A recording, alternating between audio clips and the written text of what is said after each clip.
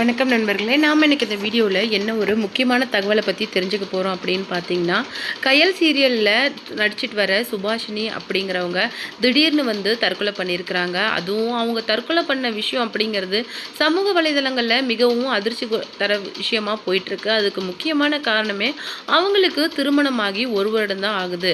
அதில் ஒரு அதிர்ச்சி தர விஷயம் என்ன அப்படின்னு சொல்லிட்டு பார்த்தீங்கன்னா, சொந்த கணவர் வீடியோ காலில் இருக்கும்போதே அவங்க தூக்கு மாட்டி தற்கொலை பண்ணியிருக்கிறாங்க அப்படிங்கிற விஷயம் தான் இன்றைக்கி சமூக வலைதளங்களில் பேசுபொருளாக போயிட்டுருக்குது. இது மட்டும் கிடையாது. சமூக வலைதளங்களில் மிகவும் ஆக்டிவாக இருக்கிறவங்க தான் சுபாஷினி. இலங்கையிலேருந்து சின்ன திரையில் நடிக்கிறதுக்காக சென்னையில் ஸ்டே பண்ணியிருக்காங்க. அந்த வகையில் கணவர் பெங்களூர்லேயும் அவங்க சென்னையிலையும் ஷூட்டிங்காக ஸ்டே பண்ணிகிட்ருக்காங்க. அது மட்டும் இல்லாமல் ஷூட்டிங் மட்டும் கிடையாது, சீரியல் மட்டும் கிடையாது, ப்ரமோஷன் வீடியோஸ் அந்த மாதிரி பிராண்ட் ஷூட்டிங், அது மட்டும் இல்லாமல் அவங்க நிறைய ஆட் ஷூட் அப்படின்னு சொல்லிட்டு நிறைய விஷயங்கள் பண்ணிட்டு இருந்ததுனால அவங்க சென்னையிலேயே நீண்ட நாட்கள் ஸ்டே பண்ணுற மாதிரி ஆயிடுச்சு. அந்த வகையில் கணவன் மனைவிக்கு இடையே ஒரு வாக்குவாதம் அப்படிங்கிறது ரொம்ப நாளாகவே போயிட்டுருக்கு. ஏன்னா அவங்க ரெண்டு பேரும் அரேஞ்ச் மேரேஜ் தான் பண்ணிக்கிட்டாங்க. அரேஞ்ச் மேரேஜ் மேலே விருப்பம் இல்லைனாலும் அம்மா அப்பா சொல்கிறாங்க அப்படிங்கிற ஒரே காரணத்துக்காக சுபாஷினியை அவங்களுடைய கணவர் பிபினை மேரேஜ் பண்ணியிருக்கிறாங்க. அந்த வகையில் அவங்க ரெண்டு பேருக்கும் கிட்டத்தட்ட ரொம்ப நாளாக வாக்குவாதம் அப்படிங்கிறது போயிட்டே இருந்திருக்குது. அந்த வகையில் சொந்த கணவர் வீடியோ காலில் இருக்கும்போது அவருடைய கண் முன்னாடியே அவங்களுடைய ஷாலை யூஸ் பண்ணி ஃபேனில் தூக்கு போட்டு தற்கொலை பண்ணியிருக்கிறாங்க. அப்படிங்கிற விஷயந்தான் இன்றைக்கி இணையதளங்களில் மிகவும் பேசு பொருளாக போயிட்டுருக்கு. அது மட்டும் இல்லாமல் அவங்க கடைசியாக தன்னுடைய கணவருக்காக எழுதிய ஒரு கடிதம் கிடைச்சிருக்குது. இன்றைக்கி அதுதான் ரொம்பவும் கவலை கொடுக்குற விஷயமா அவங்களுடைய ரசிகர்களுக்கு இருக்குது. ஏன்னா திருமணமாகி கிட்டத்தட்ட 1.5 வருஷம் கூட ஆகலை. அது மட்டும் இல்லாமல் கணவரோடு ஏற்பட்ட அந்த சின்ன பிரச்சனை ஈகோ அப்படிங்கிற ஒரு விஷயத்துக்காக இந்த மாதிரி ஃபேனில் தூக்கு மாட்டிட்டு சொந்த கணவர் வீடியோ காலில் இருக்கும்போதே இந்த விபரீத முடிவை எடுத்தது எல்லாருக்குமே அதிர்ச்சியை கொடுத்துருக்குது. அது மட்டும் இல்லாமல் அவங்களுடைய சொந்த ஃபேமிலி மட்டும் இல்லாமல் அவங்களுக்குன்னு ஒரு ரசிகர்கள் பட்டாலுமே இருக்குது. ஏன்னா கயல் சீரியலில் தனக்குன்னு ஒரு ஆக்டிங், அது மட்டும் இல்லாமல் தனக்காக ஒரு இடத்த பிடிச்சவங்க தான் சுபாஷினி. அவங்களுடைய இந்த விபரீத முடிவுனால அவங்களுடைய ரசிகர்கள் மொத்தமாகவே அதிர்ச்சியிலேருந்து இருக்கிறாங்க. கிட்டத்தட்ட விஜய் சித்ரா இப்போலேருந்து ஒரு 5 வருஷத்துக்கு முன்னாடி இறந்தாங்கல்ல, திடீர்னு அவங்க இறப்பு அவங்களுடைய ரசிகர்களை மொத்தமாகவே ஷாக்கில் கொண்டுட்டு போயிடுச்சு. அந்த மாதிரி தான் இன்றைக்கி சுபாஷினியோட இந்த இறப்பு அப்படிங்கிறது ஷாக்கில் அவங்களுடைய ரசிகர்களை வச்சிருக்குது. அவங்க அந்த கடிதத்தில் என்ன சொல்லியிருந்தாங்க அப்படிங்கிற விஷயத்தை தான் நாம் இந்த வீடியோவில் டீட்டெயிலாக பார்க்க போகிறோம். வீடியோக்குள்ளே போகிறதுக்கு முன்னாடி நீங்கள் நம்ம சேனலுக்கு புதியவராக இருந்தால் மறக்காமல் சிபி ட்ரெண்டிங்கை சப்ஸ்கிரைப் பண்ணி ஃபாலோ பண்ணிக்கோங்க. வாங்க வீடியோக்குள்ளே போகலாம். அரேஞ்ச் மேரேஜில் நம்பிக்கை இல்லைன்னா கூட கணவரை கல்யாணம் பண்ணின அப்புறமேலு சந்தோஷமாக தான் அந்த வாழ்க்கையை தொடங்கியிருக்கிறாங்க. அது மட்டும் இல்லாமல் அவருடைய கணவரான பிபினை அவங்க மேரேஜ் பண்ணது அவங்களுடைய அப்பா அம்மாவோட விருப்பத்துக்கு படி தான் அவங்க மேரேஜ் பண்ணிக்கிறாங்க. ஏன்னா அவங்க அதுக்கு முன்னாடியே தன்னுடைய இன்ஸ்டாகிராம் ஸ்டோரிஸில் எனக்கு லவ் மேரேஜ் தான் பிடிக்கும், ஒருத்தரை ரொம்பவும் ஆழமாக லவ் பண்ணி புரிஞ்சுக்கிட்டு அவங்க கூட ரிலேஷன்ஷிப்பை வாழ்க்கையை தொடங்கணும் அப்படிங்கிறது தான் என்னுடைய எய்ம் அப்படிங்கிற மாதிரியும் சொல்லியிருந்தாங்க. அந்த வகையில் திடீர்னு தனக்கு மேரேஜ் அப்படிங்கிற மாதிரி அனௌன்ஸ் பண்ணிட்டு இருந்தாங்க. அந்த மேரேஜ் வீடியோலேயே அவங்க என்ன சொல்லியிருந்தாங்க அப்படின்னு சொல்லிட்டு பார்த்தீங்கன்னா, லவ் மேரேஜ் தான் பண்ணணும் அப்படின்னு இருந்த என்ன இன்னைக்கு இந்த அரேஞ்ச் மேரேஜில் கொண்டு என்னுடைய பேரண்ட்ஸ் விட்டுட்டாங்க. இதுக்கு மேலே எப்படி இருக்க போகுது இந்த வாழ்க்கை அப்படின்னு சொல்லிட்டு எனக்கு தெரியல அப்படிங்கிற மாதிரி ரொம்பவும் சுட்டித்தனமாக போட்டிருந்தாங்க. ஆனால் அதுக்கப்புறமேலு கல்யாணமாகி 1 மாதத்துலேயே அவங்க அரேஞ்ச் மேரேஜ் ஒன்றும் அவ்வளோ மோசம் கிடையாது, சின்ன சின்ன சண்டைகள் இருக்கும், ஆரம்பத்தில் புரிஞ்சுக்கிறதுங்கிறது ரொம்ப கஷ்டமாக இருக்கும். ஆனால் அந்த சண்டைகளுக்கு அப்புறம் அந்த ஊடல் கூடல் அப்படிங்கிற விஷயங்கள்லாம் அரேஞ்ச் மேரேஜில் தான் ரொம்பவும் சுவாரஸ்யமாக இருக்கும்.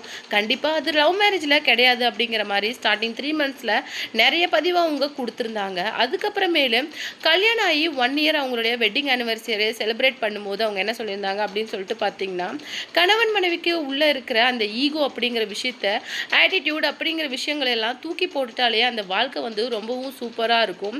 சின்ன சின்ன சண்டைகள் வரதான் செய்யும். ஆனால் கணவர் தனக்காக தான் இருக்காரு, தனக்காக தான் நிறைய விஷயங்களை செய்கிறாரு அப்படிங்கிற ஒரு விஷயத்தை மட்டும் நாம் எப்போவுமே மறந்துடக்கூடாது அப்படின்னு சொல்லிட்டு ரொம்பவும் சந்தோஷமாக ஒரு பதிவை கொடுத்துருந்தாங்க. ஆனால் அதுக்கப்புறமேலு அவங்க ஷூட்டிங்னால நிறைய promotion, brand shoot, ad shoot, அது மட்டும் இல்லாமல் அவங்களுடைய சீரியல் அப்படிங்கிற விஷயத்துக்காக சென்னையிலேயே ஸ்டே பண்ணுற மாதிரி ஆயிடுச்சு.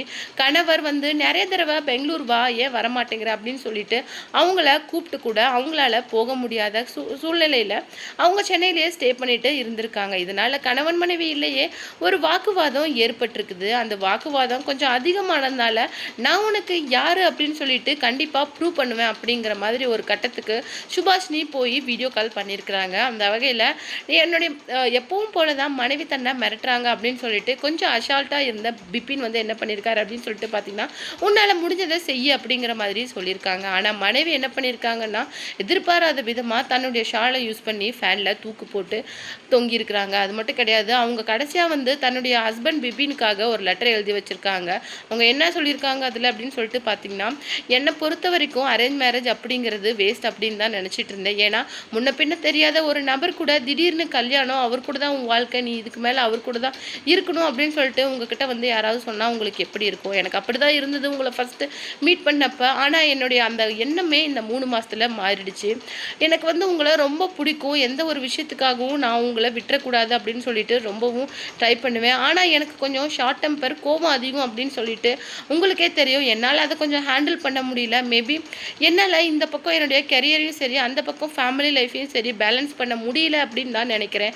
நான் கொஞ்சம் ஹெல்ப்லெஸ்ஸாக இருந்திருக்கிறேன் அப்படிங்கிற மாதிரி நிறைய விஷயங்களை கொட்டி எழுதியிருக்காங்க. அது மட்டும் இல்லாமல் ரீசெண்டாக தன்னுடைய கணவரான பிபின் பேரை தன்னுடைய கையிலையும் பச்சை குத்திருந்தாங்க.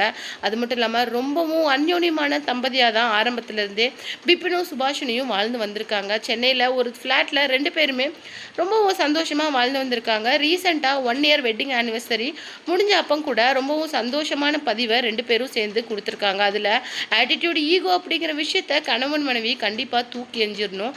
கண்டிப்பாக அந்த விஷயம் மட்டும் உள்ளே இருந்ததுன்னா உங்களால் ரொம்ப நாள் சந்தோஷமாக வாழ முடியாது. நீயா நானா அப்படிங்கிற ஒரு விஷயமே கணவன் மனைவிக்குள்ளே இருக்கக்கூடாது அப்படிங்கிற மாதிரி ரொம்பவும் மெச்சூர்டாக ரிலேஷன்ஷிப்பை பற்றி பேசினேன்.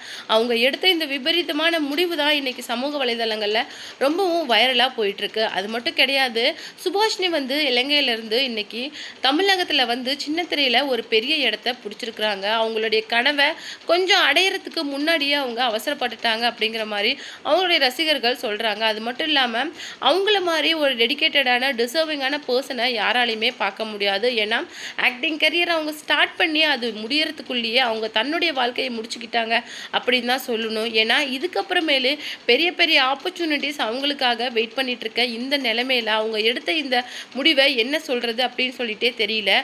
ரொம்பவும் டெடிக்கேட்டடான ஆக்டர் அப்படின்னு தான் சொல்லணும். இன்னைக்கு எத்தனை பேர் இந்த மாதிரி தன்னுடைய ஆக்டிங் கெரியருக்காக இவ்வளோ டெடிக்கேட்டடாக ஒர்க் பண்ணுவாங்க அப்படின்னு சொல்ல முடியாது. அந்த வகையில் சுபாஷினி வந்து தன்னுடைய அந்த ஆக்டிங் கரியருக்காக நிறைய விஷயத்தை சாக்ரிஃபைஸ் பண்ணி டே அண்ட் நைட் பார்க்காம ஒர்க் பண்ணியிருக்காங்க. அதனுடைய அவுட்புட்டை நீங்கள் டிவியில் பார்த்துருப்பீங்க. அப்படி ஒரு ஆக்டருக்கு இப்படி ஒரு நிலைமை அப்படிங்கிறது எங்களாலேயே தாங்கிக்க முடியல. கண்டிப்பாக அவங்களுடைய ஃபேமிலிக்கு இது ஒரு பெரிய அதிர்ச்சியாக தான் இருக்கும். கண்டிப்பாக முக்கியமாக அவருடைய கணவருக்கு இதுலேருந்து அவர் கொஞ்சம் சீக்கிரம் வெளியில் வரணும் அப்படிங்கிற மாதிரி அவருடைய அந்த மனசை நம்ம தேர்த்துக்கணும் அப்படின்னு தான் அவங்க கூட ஒர்க் பண்ண நிறைய பேர் சுபாஷினி பற்றி சொல்லியிருக்காங்க.